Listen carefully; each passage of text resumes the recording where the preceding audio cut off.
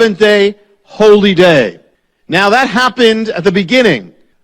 At the same time, the Bible says that's the creation. The Bible says that there's a new creation now. And in the new creation is brought through Messiah. It's brought through Messiah on the cross and in the resurrection. That is the work of a new creation, a new birth, a new Genesis, a new beginning. Now, since it's the same God and it's the same work of creation, of beginning, could there be a link between the two events, between the first creation and the new creation? The answer is yes. When did God finish the works of the creation? He did so on the sixth day. When did Messiah finish the work of the new creation, his labor? He did it on Friday. What is Friday? The sixth day. What was the day of the creation of man? The sixth day. What about the new creation of man? The sixth day. And what is the day of the redemption of man? The sixth day. Same day that God created man. When does the crucifixion take place? Sixth day. And you look at the timing and look at the way the first day began. When did the first day begin? In a sense, it was Sunday, though it wasn't called Sunday. Yom Rishon in Hebrew, that first day at the beginning of Genesis. When did it begin? It began at night. The Bible says always that it was first night and then it was day, the opposite of the way we think in the West. In the Hebrew calendar, it always begins at night. Every holiday, as you know, begins when the sun goes down. The sun goes down, it is Erev, it is evening, the new day begins. That's why it's not just because of the Hebrew holidays. Every day on the calendar is like that. It's just you note it when the Hebrew holiday comes up that you only start at sundown. So the first day, the reason why that is because it's in Genesis that way. That first there was evening, and then there was morning. So every Hebrew day begins at sunset of the day before, and ends at sunset of the day after. So therefore, the sixth day is Friday, but when on the biblical calendar would the sixth day begin? Not Friday, but Thursday. It begins Thursday night. The sixth day begins at sundown on Thursday. Is that significant? Very. Because that's the exact time when, in a sense, the passion of Messiah begins. That sixth day begins Thursday night at sundown with what? With the beginning of the Passover Seder. It starts at sundown. It's the Last Supper. He's talking about his death. He is overseeing that meal that's all about his death. It's beginning on the day of man, because he's going to die for the sins of man. And he's going to redeem man from the curse. So it all begins that way. You know, in the beginning, man, when he was created, was brought into a garden on the sixth day. On the sixth day of this new creation, Messiah is brought into the Garden of Gethsemane. And there, his death is prepared for. On the sixth day, he is crucified. The sixth day. And in Hebrew, you know, again, night and then day. It has to go from sunset Thursday to sunset Friday. So the work of the redemption has to end before the sun goes down on the sixth day. That's why it ended when it did. He's on the cross for how many hours? 6 hours. The number of man for the sins of man, for the redemption of man. And then at the sixth hour, he cries out, "It is finished," which is Friday afternoon. The sun is going down. And then it goes down, and he is brought into the tomb and laid down. It's over. His works are over. And then comes what? Then comes the Shabbat, the Sabbath. What does he do on that seventh day? He rests. He rests in the tomb, just like God did at the beginning. God ceased from his works. He finished his works on the sixth day, rested on the seventh day. Messiah does the exact same thing. I mean, even in his death, he observes it all. You know, we look at the Sabbath in the Orthodox and how they do it, and we see it only often as a burden, legalism, and that's often what it can become. But we tend to see it not really what it is. You know, the Sabbath is in its nature something beautiful. The Sabbath was made for man. You know, Sabbath is about shalom. It's about peace. It's about a peace that often many believers don't have. And I want you to open up to Hebrews 4 to put this together, Genesis and Hebrews 4. And Hebrews 4 speaks also about the Shabbat, the Sabbath. And here's what it says. Verse 4. Hebrews 4, verse 4. And I love Hebrews. I love the way this talks. For he has said somewhere, doesn't tell you where, somewhere concerning the seventh day. God rested on the seventh day from all his works. And again, in this passage, they shall never enter into my rest.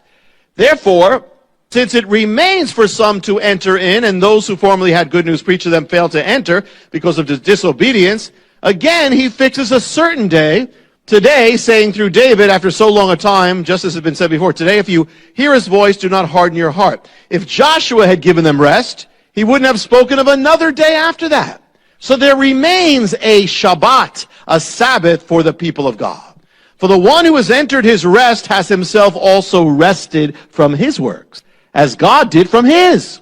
Therefore, let us be diligent to enter that rest, so that no one will fall through following the same example of disobedience.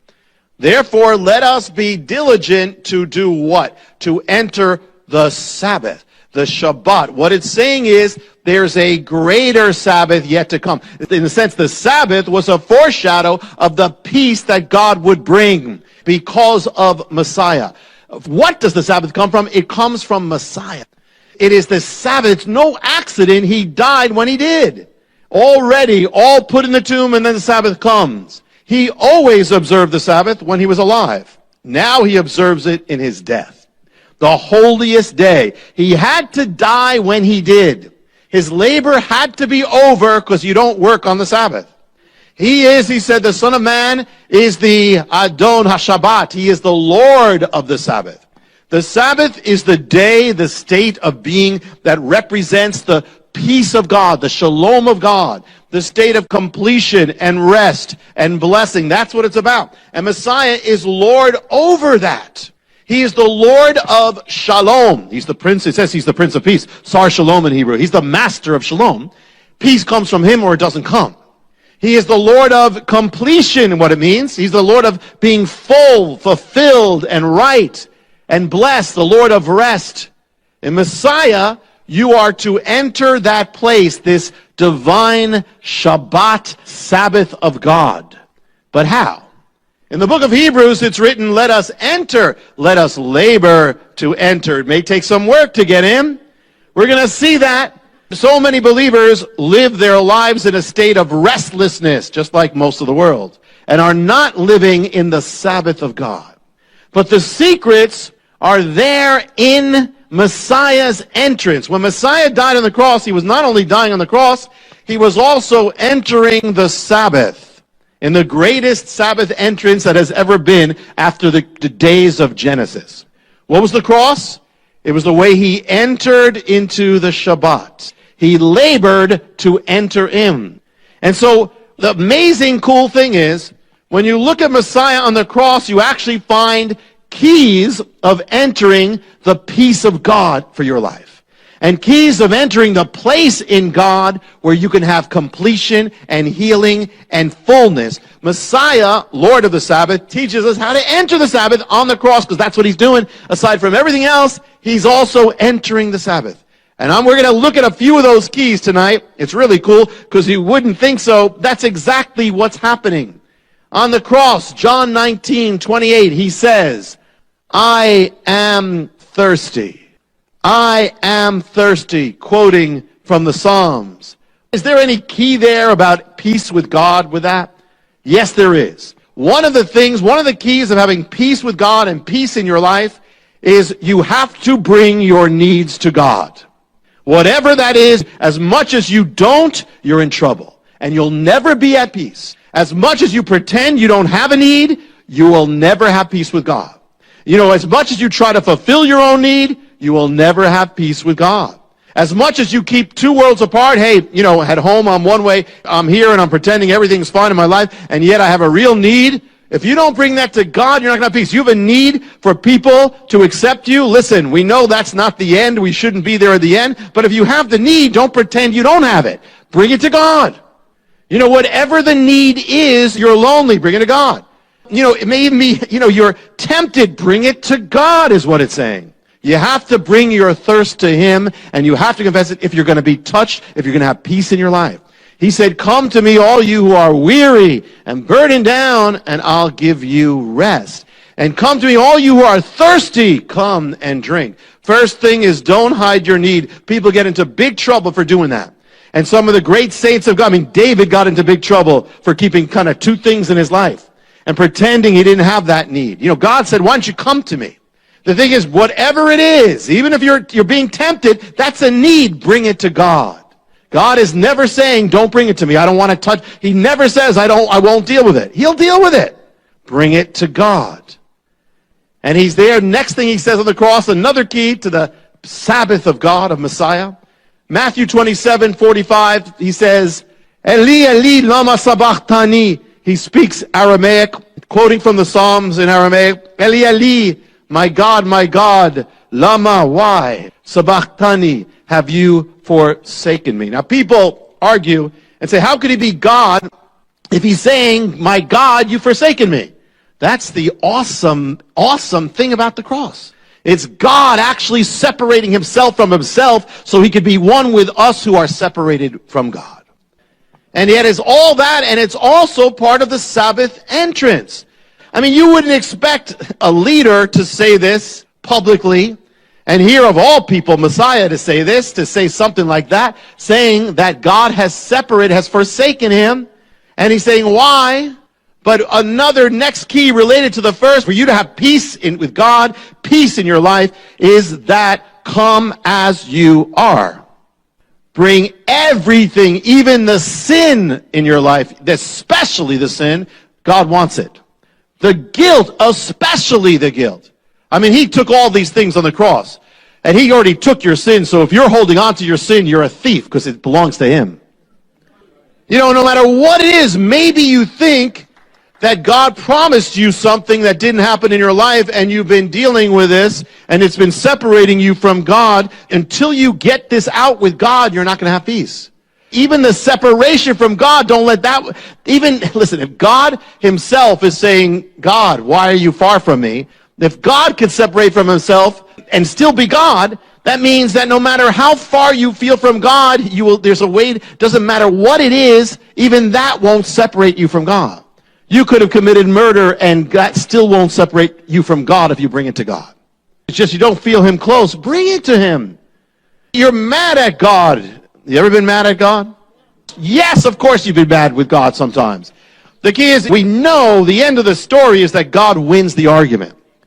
But the thing is, if you don't ever argue with him, he'll never win in your life. You understand? Jacob wrestled with God. And you're mad with God, bring it to God. It's okay. It's not going to shock him.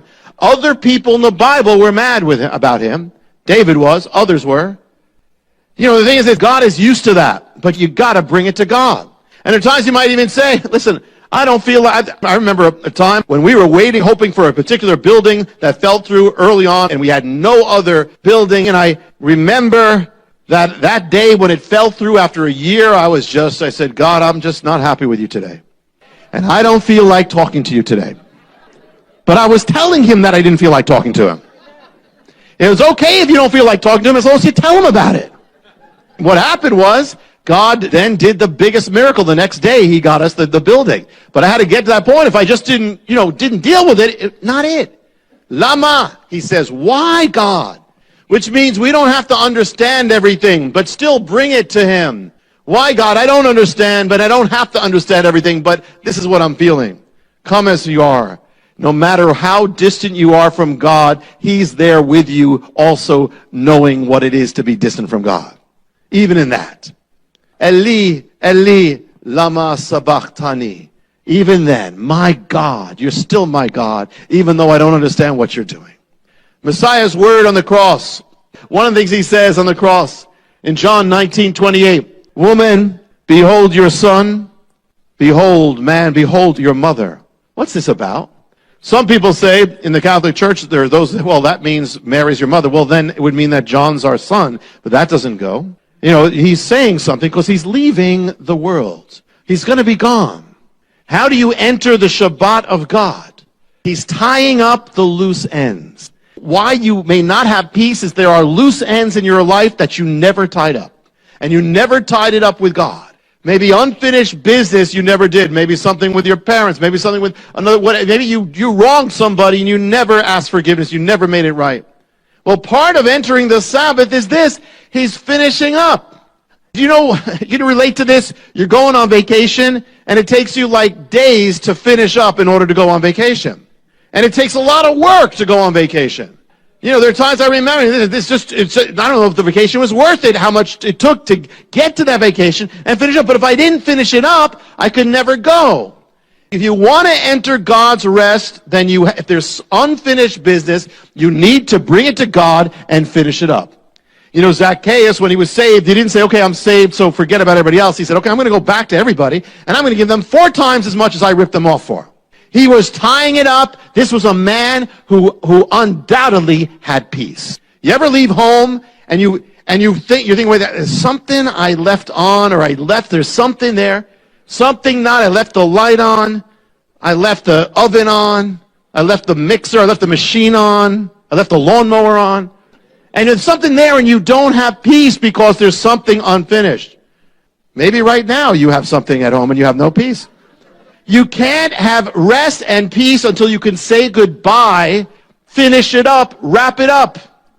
If there's something in your life, wrap it up. Something gnawing on you, wrap it up. Some guilt, some shame, wrap it up with God. It's His. Messiah on the cross in Luke 23:34, He said the most awesome words, Father, forgive them, for they know not what they do. Here He is bleeding to death. They're killing Him wrongly. Hating Him, mocking Him, degrading Him, despising Him. And what does He do? He asked for forgiveness for them. He's forgiving them. He didn't die with any grudges. He has forgiveness on those who are crucifying Him and making Him bleed to death and mocking Him as He does. But what's He doing? He's entering the Shabbat, which teaches us something very important. How do you find peace in your life? You are not going to have peace if you don't forgive. You must forgive for your own sake, for their sake, for your sake. And some of you, and in the Lord, you still hold grudges, and as much as you do, you don't enter the kingdom, you don't enter the peace of God. You have grudges, you're frustrated all the time, you're angry all the time, you are defrauding yourself of the peace of God. You're never going to have it until you let go of it. The ministry, or you can have just the Mysteries Volume 13, which is those 9 DVD set for a donation of $55 to the ministry. This is probably one of the most amazing offers of video and audio, and the things that are written as well, his books. So order that right now. We'll be right back after this special message, and we're going to talk about the mystery of the ghost kingdom. So don't go away. We will be right back after this special message. When you need a portable emergency power system that is ready at a moment's notice, the fuelless generator is exactly what you're looking for. If I thought an EMP bomb was coming, or if I thought there was going to be a big storm or a big problem, I would want one of these in my house. Something is going to happen in 2015 that is going to change how we view our system, how we view life. And when that something happens, you're not going to be able to get a fuelless generator. It's going to be impossible to get a generator. I'm really enthralled with this device. It's an elegant technology. With every storm we've had this winter, I just pull the thing out, I set it up in the living room, I run some extension cords into other rooms. I even ran my 60-inch television off it. Call 1-888-988-1588 or write to Jim at P.O. Box 7330, Branson, Missouri 65615. It's such an incredible offer. For example, this is for a donation of $2,500 to the ministry. And the unit just by itself is a retail value of $2,500, but you're also going to get a solar panel, which is a retail of $500, then the 20-foot extension cord, and that retails for over $50, and then the crane, which is a retail of over $200. So it's an absolutely incredible savings. A lot of people ask me to endorse stuff and all that. This is the only thing I have been endorsing like this. I fully believe in this product. Wow. But can you imagine in the pitch darkness that you have light? You can also go to the website JimBakkerShow.com. Thank you for your continued support that helps keep us broadcasting around the world.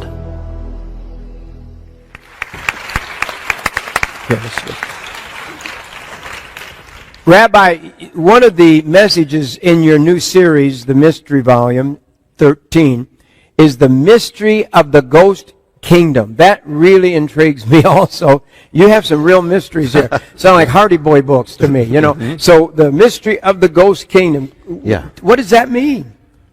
Well, this is linked to Daniel. Let me start this way. When I was growing up, there was a movie called "It's a Mad, Mad, Mad, Mad, Mad World." Oh yeah, and it was very funny. I saw that one when I was a kid. At one point, they're looking for this treasure. Some of you, and they're looking for, and they say it's under the big W.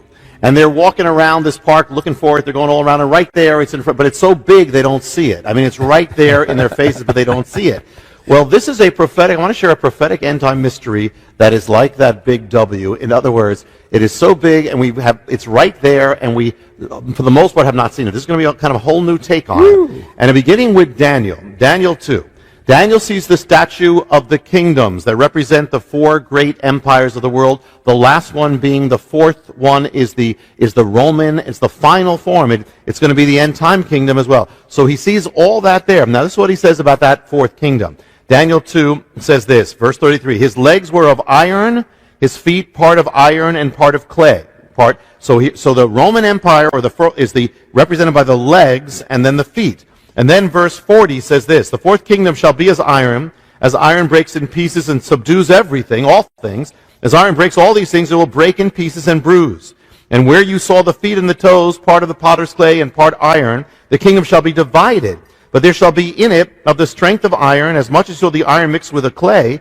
And as the toes, the feet were part iron, part clay, the kingdom shall be partly strong and partly broken.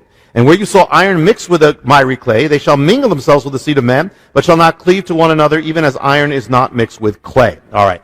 Rome. The traditional view of prophecy is this. Rome was the ancient kingdom. It fell in ancient times, long gone. We're waiting for when it will reappear. Now, that is true. That is true. Much can be said, but there's a whole nother realm of this that is true that I believe we've missed. In fact, the fourth empire is already here. And let me share this. Here's the key. First key is the legs are divided. It's a divided, and then the toes, it says it's a divided kingdom, divided empire. And so it is divided in clay, iron, divided with the legs, divided there. It's an empire of division or duality. Two things, Rome, iron and clay. Rome was made up of the Romans, was also made up of peoples from all nations. Rome was divided literally into east and west. It became the Eastern Empire and the Western Empire. Rome is also divided in time. It stood then in ancient times. It will stand again in the end times, solidified. So it's a divided essence is what we see here. What if the fourth empire, Rome, didn't end, still exists in a different form? It will exist in a solid form at the end, but what if iron breaks into pieces, but clay, it says, is broken? So it breaks, but it breaks other things, but it also gets broken, and by doing that, it subdues the world. What is that? There are different ways of subduing the world. What if the Roman Empire, by actually breaking, has been part of subduing the world? Rome is gone, or is it? The picture we have is Rome falling in 476 AD. The Germanic tribes come in, wipe it out. But what people don't know, by that time, Rome was already made up, the army was already made up of Germanic tribes of Rome. Much did not change when that happened. In fact, they even have a hard time making a real date of if it ended. It actually, the barbarians, who we say took over, continue to recognize the Roman Empire and said they are under the Roman Empire. Medieval civilization, Middle Ages, feudalism, was actually a carryover of Rome. It was just Rome breaking apart. It was the same thing. The language of Europe then was Latin, which is the language of the Roman Empire. It did not stop. 800 AD, Charlemagne is crowned emperor of the Romans. This is long after Rome was supposed to be gone. is crowned the Holy Roman Emperor. Rome will remain the center of civilization for over 1,000 years. Most of us learned in school about what we call the Renaissance. What's the Renaissance? The Renaissance is the rebirth of what? It's the rebirth of Roman culture. It was all about Rome culture infusing everything. The year 951 AD, the Pope crowns the German emperor or conqueror Otto as king of what? The Germany? No, of the Romans. He's one of those. It starts the Holy Roman Empire. We've heard about the Holy Roman Empire. This is a continuation of Rome is happening, and one of those Holy Roman empires is called Charles V. One of his little piece of land was part of America. Now, America under this emperor of Rome. Now, this is the fourth beast, but it goes much farther. What's happening is that Rome actually did not end. I mean, in one sense, it spread through the world. It's been spreading through the world. Wow. It's been leavening the world. You can travel the world and look at capitals of the world, and all over you'll find their buildings are made to represent Rome. All over the world. Roman law is the basis of much of law that is still all over the world.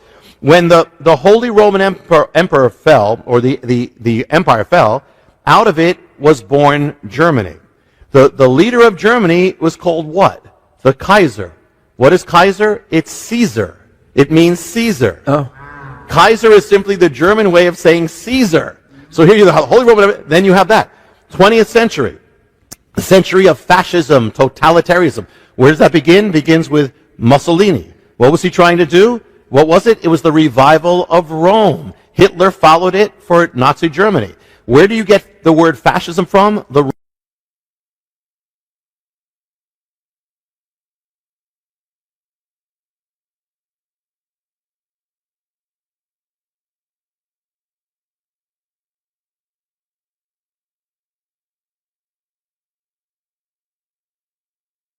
reign, they ruled as what? What's their title? Pontifex Maximus. What's that title? That was the title of the Caesar of Rome. The emperor of Rome was the Pontifex Maximus. They took that from the same leader of Rome. The diocese, that's how Rome divided up Rome into dioceses. Well, through the Catholic Church, it divided up, the world has been divided up as the Roman Empire. I'm not saying people in the Catholic Church know this or that's the point, but this is all the same, the continuation of the same thing. What language? Latin. From Rome comes the idea of the global state. The fourth kingdom, actually from the pieces of the fourth kingdom, which became France, Spain, England, and others, they colonized the entire world. The entire world, in other words, Rome broke up into France, England, and they each became an empire that subdued the entire world. I mean, you have the Spanish Empire, the French Empire, the British Empire. The British Empire, just one little piece of Rome, subdued 1/4 of the entire world. Some say 1/3 of the world. In other words, Rome has already been spreading and has been subduing culture, has been changing culture. One of the colonies from that little fragment of Rome is America. Colony, with that word, even the word comes from Rome. Our building, you go to Washington, D.C., and you'll see, look at the buildings there. The Capitol building is modeled after the Roman Pantheon. The Pantheon means the temple of all gods. That is our Capitol building. What does it rest on? Rests on Capitol Hill. What's that from? That's from Capitoline Hill, named after the Roman hill. You can look at the Supreme Court building, same thing. It is the Roman thing. Even the word, what's our highest body of ruling? The Senate. Where's that from? Rome.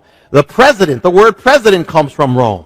The language of Rome, Latin, in one form or another, has covered the world. If you speak Spanish, that's basically Latin just morphed. It morphed into Spanish. You speak French, it's Latin, morphed into French. You speak Portuguese, it's Latin. It's the Roman language, morphed into that. Romanian, same thing, all that. English, we say English. English, what is English? English is Latin mixed in with German. In other words, it's Rome and the barbarians come together.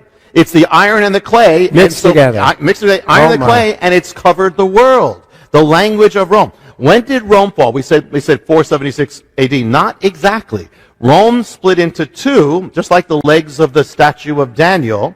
and the East and West. Well, the Western Empire, we said,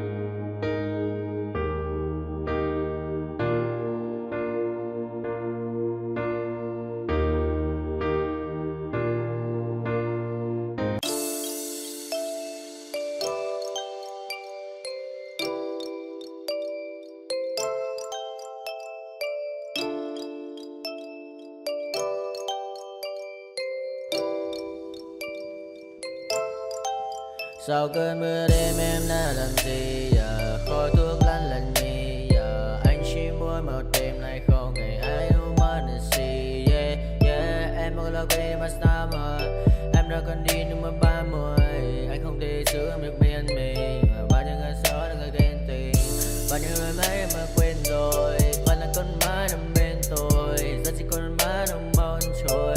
Yeah, anh chẳng thể giữ được cho em nhiều điều, có mấy con má điều em mới không muốn. Yeah, em mới không muốn. Yeah, em như không muốn bên anh như khi em muốn má bên anh, em nói em muốn say. Yeah, để là bữa má em cần anh. Yeah, má đang má chỉ cần nói sai đến anh này, em không muốn má chỉ cần ai mà em bắt sau và em muốn đêm nay em đã trôi, ta bên qua cảm xúc như cơn mưa kia đang nhìn tôi. Ta mệt mà đi má, đôi má em thật u sầu, mà đi má, đôi má em thật màu nâu, và anh muốn ôm em thật chặt vào trong khu phố. Anh ôm lấy một tay em không thể thở dài, như cơn mưa anh không ngần lại. Em đã đi xa đi mất, chỉ còn này anh qua đêm cất. Nỗi buồn như anh không ngờ như em, ta không bên nhau xa rồi, chỉ còn cơn mưa kia đang nhạt trôi và em xa rồi, chỉ còn anh đêm nơi cơn mây mờ thôi. Mắt anh đã mở đi mascara, môi hồng như Evergrande. Bạn em như cậu AK, pháo hoa là ta ta ta ta. Anh bay lên trên trời cao, không ngăn đau trên mình vì sao mọi thứ cùng anh. Chỉ cần như anh mà bao nhớ say mê em.